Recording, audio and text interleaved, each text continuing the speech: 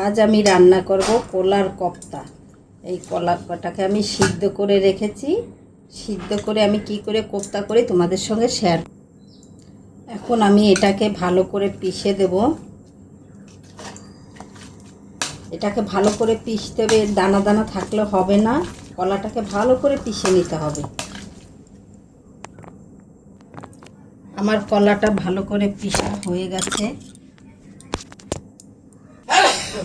এখন আমি এখানে লবণ দিয়েছি, হলুদ, লঙ্কা পাউডার, জিরা পাউডার। এটাকে আমি ভালো করে পিষে নেব। এখন আমার হয়ে গেছে, এটাকে ভালো করে মিশিয়ে নিয়েছি আমি। এখন এখানে দিয়ে দেব আমি বেসন, 2 চামচ বেসন দেব আমি, দিয়ে এটাকে ভালো করে মেখে নেব। এখন আমার হয়ে গেছে, আমার কড়াইও গরম হয়ে গেছে। এখন আমি এটাকে এইভাবে দিয়ে তেলে দিয়ে ভেজে নেব। আমার কলার কোপ্তা ভাজা হয়ে গেছে, আলুটাকে আমি লাল লাল করে ভেজে নিয়েছি। এখন আমি দিয়ে দেব জিরা ফোড়ন। এখন আমি দিয়ে দেব টমেটো। টমেটো আমি মিক্সারে পিষে রেখেছি। এখন দিয়ে দিলাম আদা, রসুন, পেঁয়াজ আমি মিক্সারে করেই বেটে রেখেছি।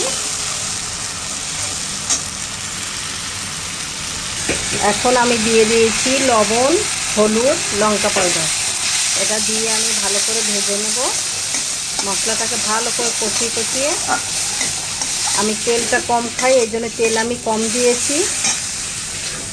এখন আমি দিয়ে দিলাম কলার কোপ্তা, কলা আর আলু। এখন আমি জল দিয়ে দেবো মশলায়।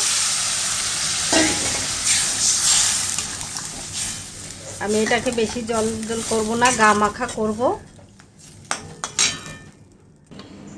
আমি কলা সিদ্ধ করেছি, খোসাটা ফেলিনি। এই দেখো, খোসাটা দিয়ে আমার বাটা খাওয়া হবে, লঙ্কা, কালো জিরে, রসুন দিয়ে। এটা খেতে খুব টেস্ট। এখন আমার কোপ্তা হয়ে গেছে। এখন দিয়ে দেব আমি এটা পোস্ত বাটা, কাজু বাদাম বাটা।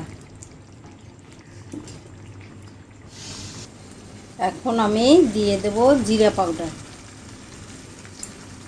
আর গরম মশলা পাউডার। হয়ে গেছে আমার কোপ্তা রেডি।